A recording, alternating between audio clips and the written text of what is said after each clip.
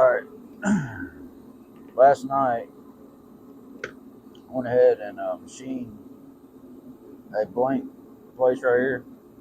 It's a round metal piece to the right dimensions, and then beat it in there. This is a press fit on the top and bottom.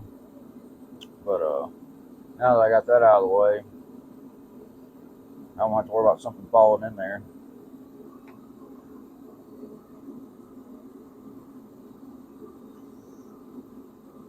I'm gonna do a screenshot of the schematics for these machines and show you the difference between the G8689 and this one, the G0781.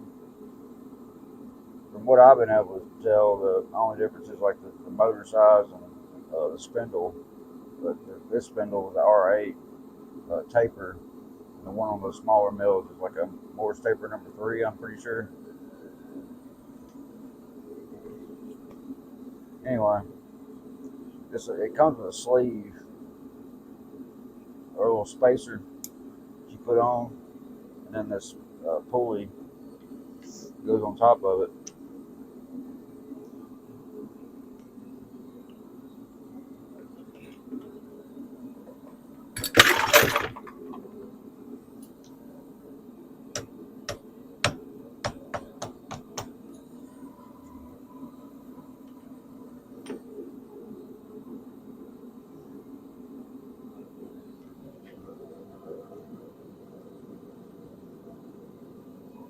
All right.